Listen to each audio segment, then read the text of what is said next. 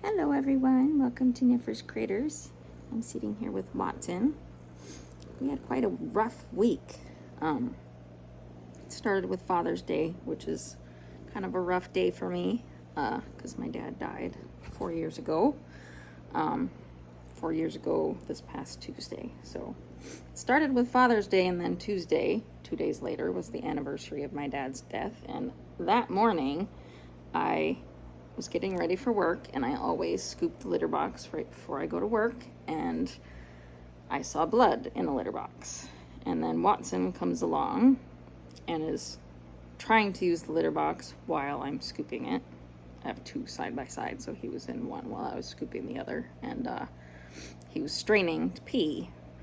So I have known cats in the past who've died from urinary blockage. I worked in a group home that they had two cats in a row both die from blockages.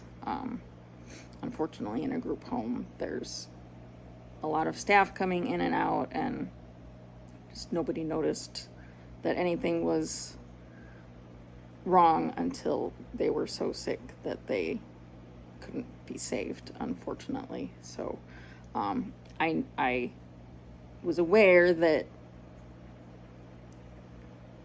male cats are prone to getting blockages due to crystals in their urine. So I called the vet right away, and they had me bring him in immediately, and they checked him for a blockage and said that thankfully he was not blocked at that point. They did an ultrasound, and I don't remember what else, but they said he wasn't blocked, but they wanted to get urine from him to do a urinalysis to see if he had a bladder infection or if it was crystals or both.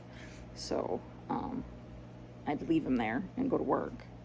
And I was actually thankful to go to work because I am a caregiver and I really enjoy my job, so it was a positive distraction, and my client is very kind and caring, so, and she's a cat person, she has a cat,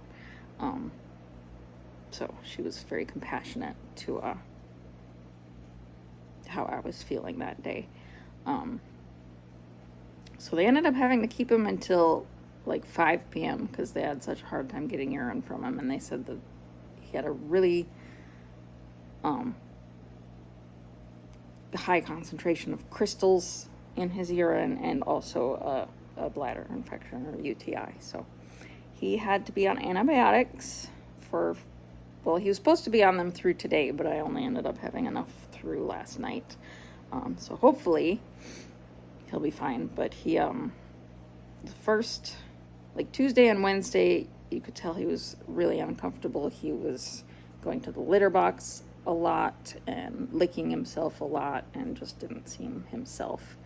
But he was still like playing off and on. So even though he wasn't fully himself, he was still, in fairly decent spirits, but you could just tell that he was really uncomfortable. So they had given me some gabapentin for pain, so I gave that to him. So that made him sleepy, so he slept most of the day Wednesday, and then by Thursday he was seeming a lot better, and then now he seems totally back to normal, but he has to be on the prescription food, Hills CD. I don't know if he has to be on it long term or not. I don't know what will determine if he has to be on it long term. I have to contact the vet next week and see what he says about that. But yeah, so that was my week. So that's why I hadn't been posting as much this past week. It was just a rough week, and things have just kind of been crazy and exhausting lately. So but I have a video in the works that I'm trying to put together, and hopefully can film some shorts for the next week to post a little bit more often.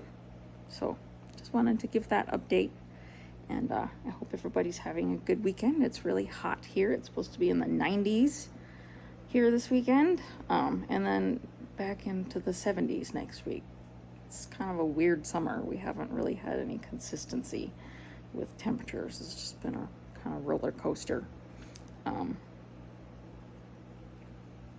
Orion, he is still not eating on his own, but otherwise he's doing fine. I put him back on regular substrate. I had him on paper towels per the vet's instructions while he was battling the infection. But now that he's better in that respect, I put him back on the substrate, and he was exploring for like 45 minutes to an hour, which he's usually hiding all the time. So he seemed happy to be back on regular substrate. So I'm hoping that him being happier will result in him wanting to eat. So yeah.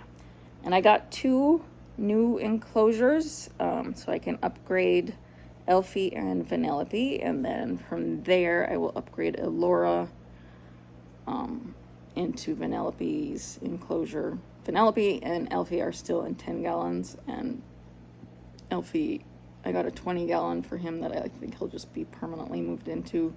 And then I think I'm going to put Vanellope in Juniper's enclosure, and then put Juniper in the new one that I got. I'm not sure yet. I have to compare their sizes, but yeah, then Elora can go into a 10-gallon for now until I can get something bigger. She's still a baby. Well, not a baby. She's still the size of a baby. Still pretty little. She was a twin. Hognose snake. Toffee belly. I don't have videos of her because she doesn't like to be filmed. But yeah, she's still pretty small because she was a twin. So but yeah, so those are all the updates here. Buttercup is doing good. The vet said that testing him for crypto would involve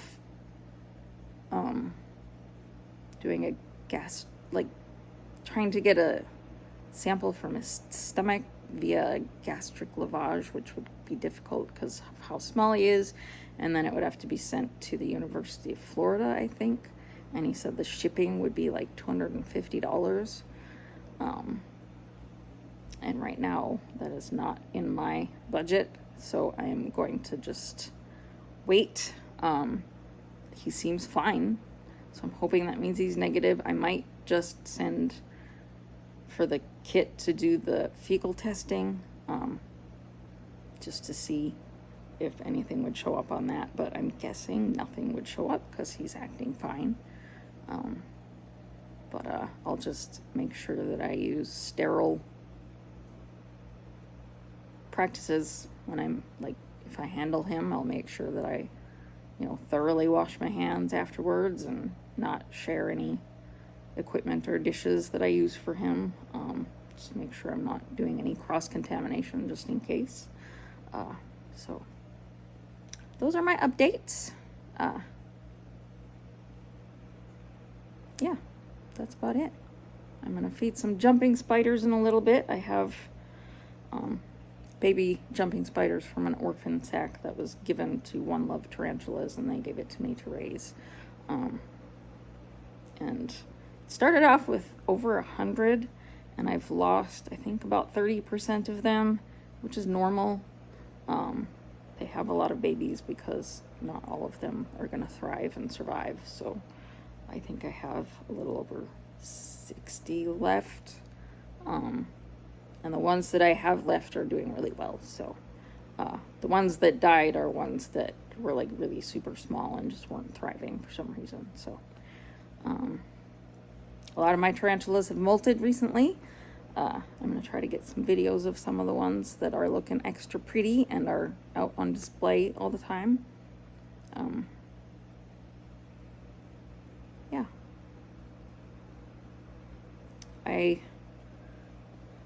It's my birthday tomorrow, too. I'm going to be 48 tomorrow.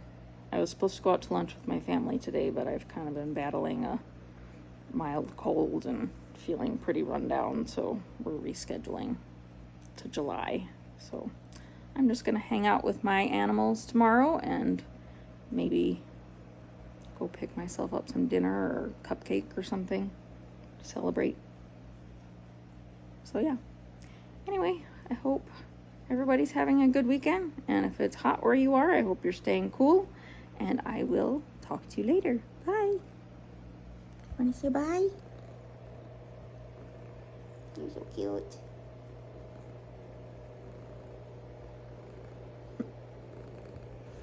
Say bye.